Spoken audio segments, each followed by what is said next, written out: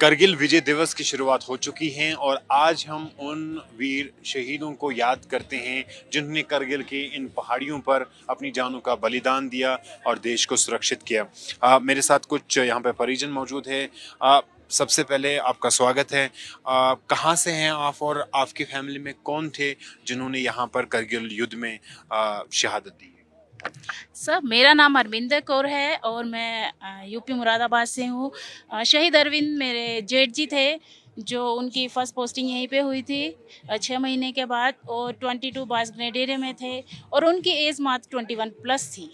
तो उनकी first joining 6 महीने के बाद यहीं पे आए थे। तो घर के सबसे बड़े वो ही थे, इकलौते वो थे। उनके बाद उनकी 3 सिस्टर्स हैं, फिर चौथे भाई हैं जिनकी मैं वाइफ़ हूँ। तो मतलब दिल में ये रहता है कि वो ही घर के सबसे बड़े थे, वो ही शहादत को मिल गए। उसके बाद माताजी की स्थिति खराब हो गई। पिताजी ऐसा ड्रिंक भी करने लगे थे उनके गम में। मतलब ये लगा लो 2007 से थोड़ा उन्होंने खुद को संभाला, क्योंकि बच्चे बड़े होने लगे थे, उन्हें भी देखना था। तो मजबूरी कह लीजिए या सेंस कह लीजिए कि उन्हें समझ आई कि वरना उनकी हालत बहुत ख़राब हो गई थी। और माताजी तो अब भी ऐसे ही रहती हैं। हम 29 जून को उनका पार्थिव शरीर हमारे गांव छाई मिलक पहुंचा था। तो उनके शरीर की शहादत में हम हवन वगैरह करवाते हैं, जो सब न्यूज़ मीडिया वगैरह भी आती है, सभी लोग आते हैं। लेकिन जो हमारे मन में उनके लिए है, मैंने देखा है, मैं फील करती हूँ, मैं एज अ राइटर हूँ तो एज अ पीएचडी होल्डर भी हूँ, तो मैं फील करती हूँ कि लोगों में वो बात नहीं है। आते हैं, खाते हैं, मुस्कुराते हैं, देखते हैं, श्रद्धांजलि अर्पित करते हैं, बात भी नहीं करते शहीदों के बारे में इतनी।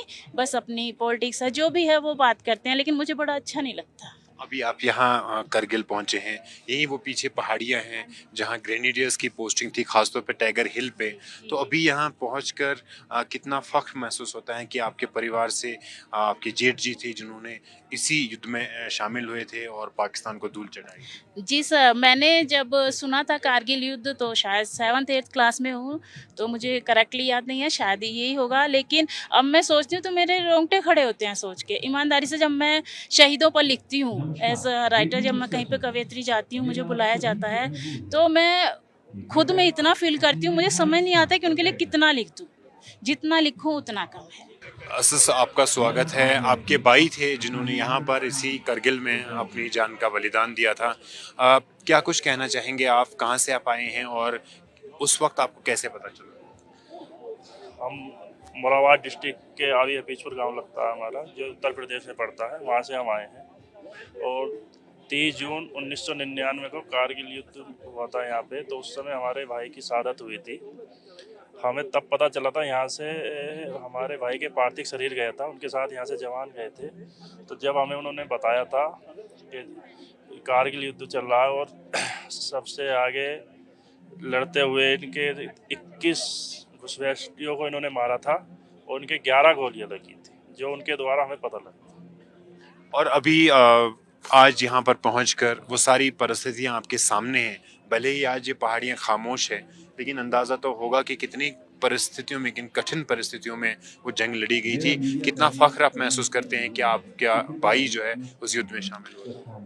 हमारे यहाँ आने की बहुत इच्छा थी। आज 27 साल बाद हमारा सपना पूरा हुआ, जो हम परिवार के साथ आने का मैं सौभाग्य है।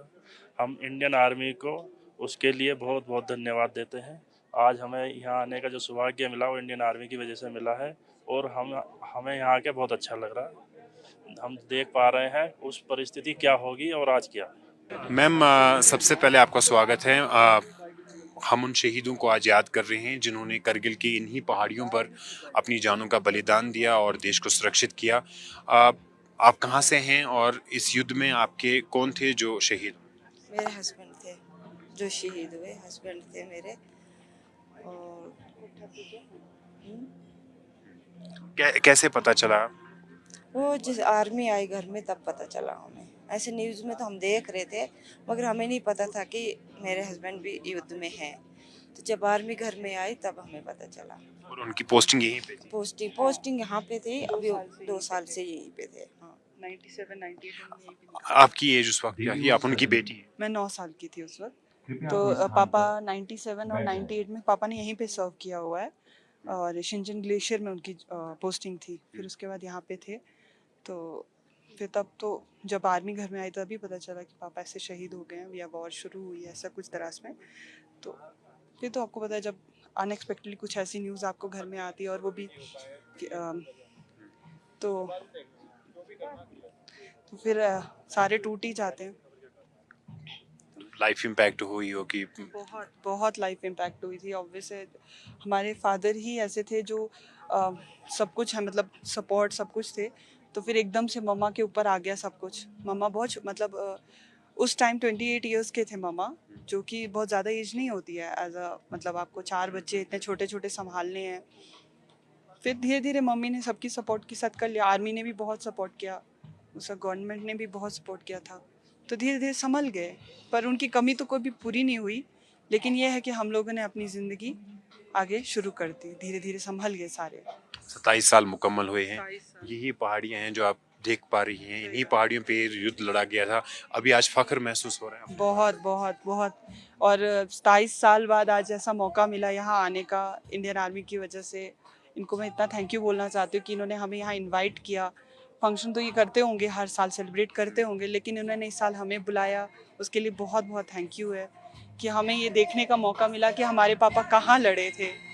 पता तो हमें था, लेकिन उसको पर्सनली आके यहाँ पे महसूस करना बहुत बड़ी बात होती है, इन पहाड़ियों को देखना बहुत बड़ी बात होती है। और मैं इसके लिए बहुत थैंक यू बोलना चाहती हूँ आर्मी वालों को। Thank you so much.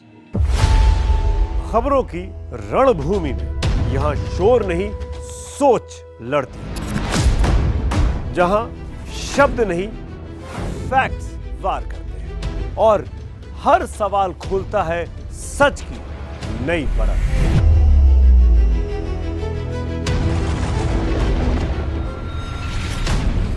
चक्रव्यूह आपके अपने सुमित अवस्थी के साथ सोमवार से शुक्रवार शाम 6:57 पर टाइम्स नाउ नव भारत पर।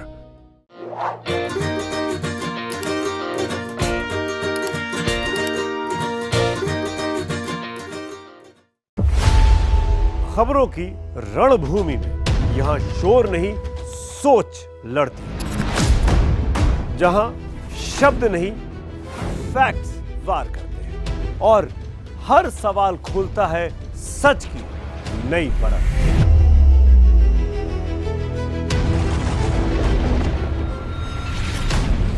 चक्रव्यूह आपके अपने सुमित अवस्थी के साथ सोमवार से शुक्रवार शाम 6:57 पर टाइम्स नाउ नव भारत पर।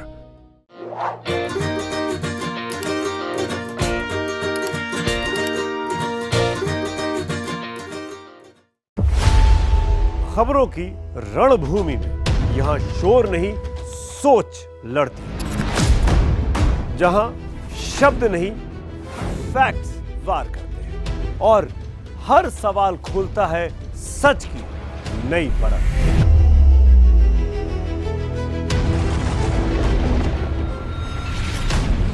चक्रव्यूह आपके अपने सुमित अवस्थी के साथ सोमवार से शुक्रवार शाम 6:57 पर टाइम्स नाउ नव भारत पर।